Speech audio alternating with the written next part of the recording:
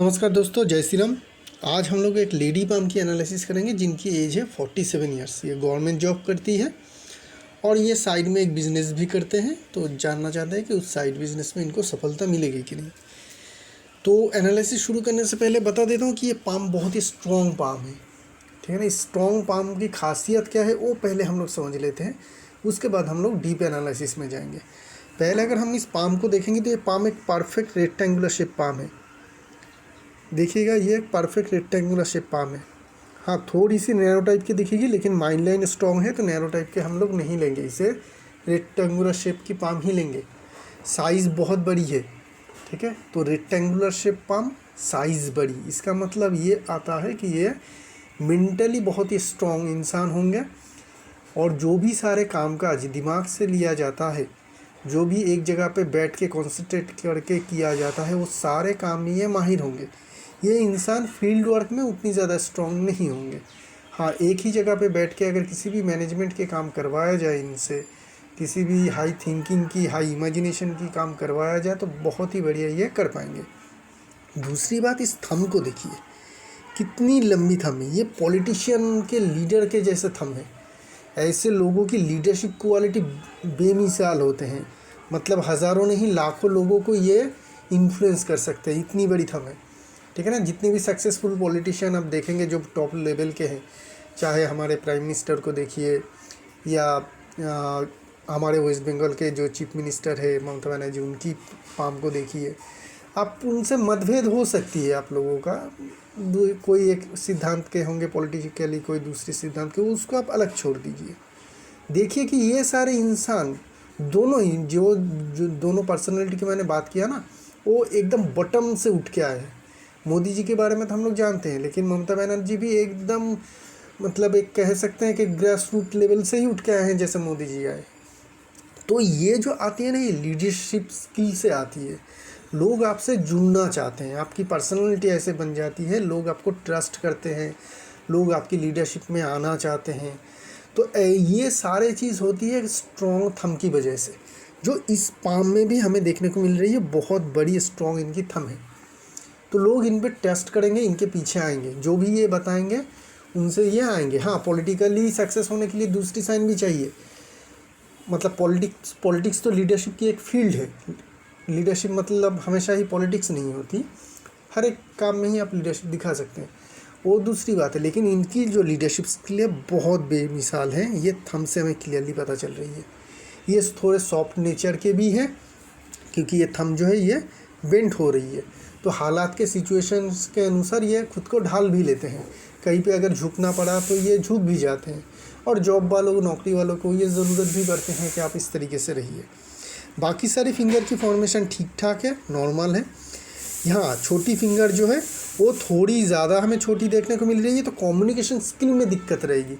इनको ये अड़चन आएगी, इनकी लीडरशिप स्किल में यही एक बाधा है कि इनको अगर पब्लिक अपीयरेंस में जाके भाषण देना हो, ठीक है ना, तो ये बहुत इजीली नहीं कर पाएंगे, क्योंकि जो छोटी फिंगर है बहुत ज़्यादा छोटी है।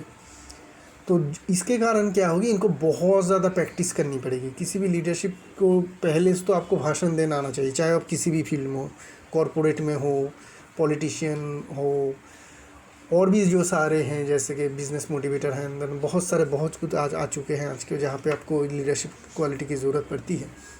लेकिन वहाँ पे जो सबसे ज़्यादा चीज़ चाहिए वो है आपकी बहुत ही ज़्यादा हायर कम्युनिकेशन स्किल, जो आपको ये लीडरशिप स्किल को डेवलप करती है, लोगों के सामने लाती है। ठीक है ना।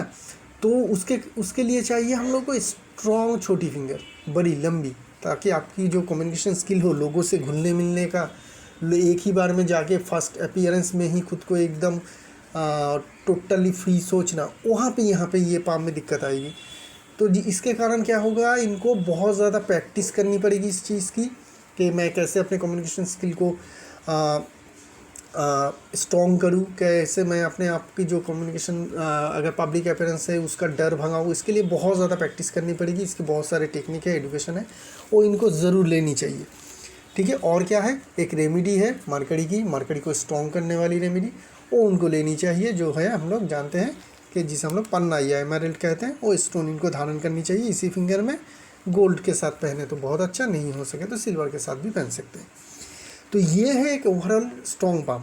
और क्या चीज़ है इनकी पाम में स्ट्रेंथ, अगर हम लोग देखें लाइन और साइन में अगर देखें तो इस पाम में हम लोगों को देखने को मिलेगा कि इस पाम में बहुत सारे और भी स्ट्रॉन्ग इंडिकेशन है।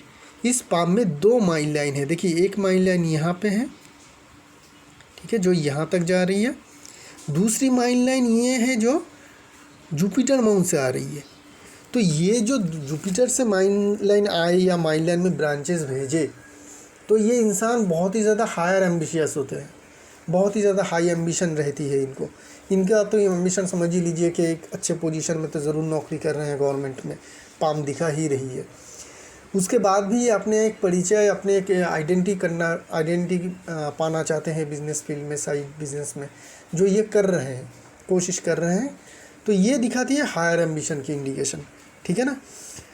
और क्या है, और एक लाइन कहाँ पे जा रही है, मरकरी की तरफ जा रही है। ये वाली जो लाइन है मरकरी की तरफ जा रही है। यहाँ से एक देखिए माइन लाइन की ब्रांचेस मरकरी की तरफ जा रही है। तो मैंने पहले भी आप लोगों को बता चुका हूँ कि माइन लाइन की एंडिंग पार्ट या फिर माइन लाइन की कोई ब्रांच अगर किसी माउंट के ऊपर फोकस करेगा तो इंसान की इंटेलिजेंस भी उसी तरफ चला जाएगा, इंसान की चाहत भी उसी तरफ चली जाएगी। तो यहाँ पे कहाँ किस तरफ जा रही है माइन लाइन की ब्रांचेस, मरकरी माउंट की तरफ। तो इनकी मरकरी माउंट की जो भी क्वालिटी है वो उनमें पाने की चाहत होगी। मरकरी की क्या चाहत है, बहुत सारी है, राइटिंग है,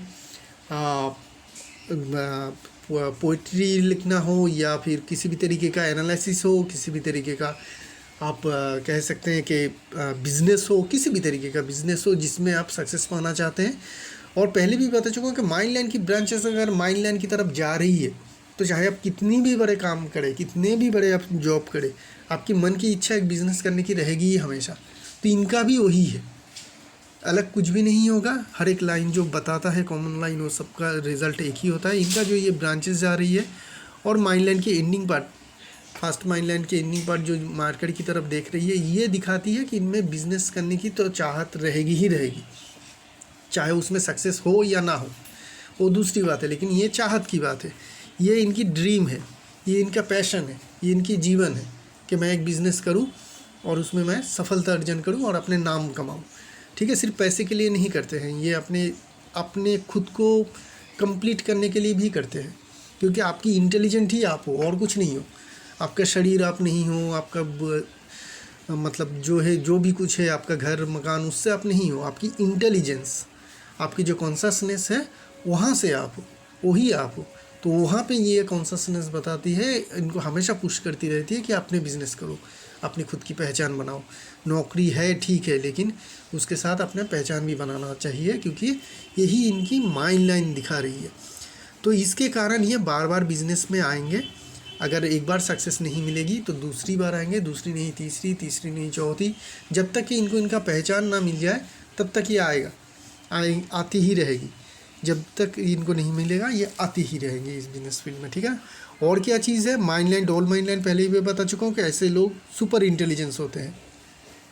क्यों? क्योंकि इनकी जो है दिमाग की रेखा अगर 2 है तो इसका मतलब ये डबल पावर है। डबल पावर में ऐसे लोग बहुत अच्छे सक्सेस अचीव कर लेते हैं। बहुत सारे लोग ऐसे देखे हैं कि ग्रास रूट लेवल से भी टॉप लेवल तक पहुंच गए। कहीं पे आप मेरे एनालिसिस में देखेंगे एक लेबर भी एक कंपनी का मालिक बन गया, ठीक है ना।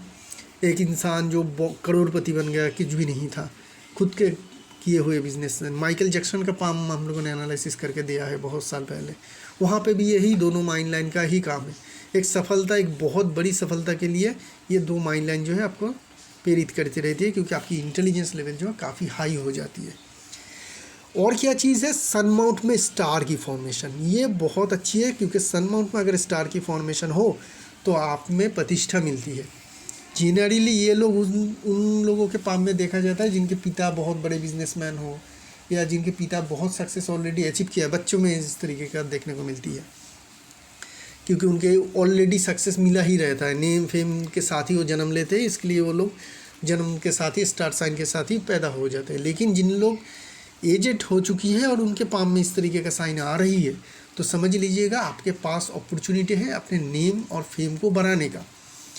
आपको खुद के पास अपॉर्चुनिटी आएगी और उसको आप काम में लाएंगे तो आपको वो बहुत बड़ी सक्सेस ज़रूर मिलेगा। तो इस पाम में इतने सारे इंडिकेशन के साथ ये दिखाती है कि आप ऐसा काम करिए जिसमें लीडरशिप क्वालिटी की ज़रूरत पड़ती है, जिसको आपको बहुत सारे लोगों को रास्ता दिखाना होता है, वो काम करिए। उसमें चाहे कोई बिज़नेस हो, कोई प्रोफेशन हो, किसी भी फील्ड हो, उसमें करिए, क्योंकि बिज़नेस का फील्ड ही होगा, क्योंकि ये वाली लाइन जो है ना मार्केट की तरफ जा रही है, तो बिज़नेस में ही सक्सेस दिलाएगी। तो ये बिज़नेस में सक्सेस दिलाएगी। तो किसी भी तरीके का बिज़नेस करिए जहाँ पे मैन पावर की बहुत ज़्यादा ज़रूरी है। उन्होंने बात भी राइट चूज़ किया है, नेटवर्किंग मार्केटिंग की। ठीक है, टोटली तो मैंने उनके बिज़नेस के बारे में डिटेल नहीं जाना, लेकिन बोलने से ही समझ में आ रही है कि यहाँ पे मैन पावर जुड़ने की काम रहती है ज़्यादा। ठीक है ना, लोगों को जुड़ने की काम रहती है। आप यूट्यूब में चैनल भी खोल सकते हैं, वहाँ से भी आप किसी भी सब्जेक्ट आपको जो पसंद है उसके ऊपर खोल लीजिएगा, आपका वो भी चैनल चलेगा, क्योंकि वहाँ पे भी इंसान जुड़ते हैं। हाँ, इस तरीके का नहीं, कोई खाने पीने इस तरीके का प्रोडक्ट का मत बनाइएगा। वहाँ पे आप मोटिवेशन वीडियो का आप बना सकते हैं, लोगों को सही रास्ता दिखाने वाला, जहाँ पे लोगों को मोटिवेशन मिले, जहाँ पे लोगों को रास्ता मिले, उस तरीके का चैनल बनाइए, तो वो भी बहुत अच्छा चलेगा, क्योंकि आप लोगों को रास्ता लीडरशिप क्वालिटी के द्वारा दिखाएंगे। तो सन में ये स्टार है, ये तो आपको सक्सेस दिलाएगा ही दिलाएगा। नेम और फेम जो जिसकी आपकी चाहत है वो आपको ज़रूर मिलेगा। सैटर्न माउंट को देखेंगे, सैटर्न माउंट यहाँ पे आप देखेंगे तो फिश की फॉर्मेशन भी बन रही है। ठीक है, ये उतनी ज़्यादा इंपॉर्टेंस नहीं है। जो एक बार स्टार साइन आ गया है सन माउंट में, उसके बाद आपका साइन आए या ना आए उससे बहुत ज़्यादा फ़र्क नहीं पड़ता है, लेकिन आता रहता है। जैसे कि ट्रायंगल बन चुका है यहाँ पे ट्रायंगल है, जिनके कारण इनके खुद के ज़मीन घर बार ये सब होने का भी इंडिकेशन है।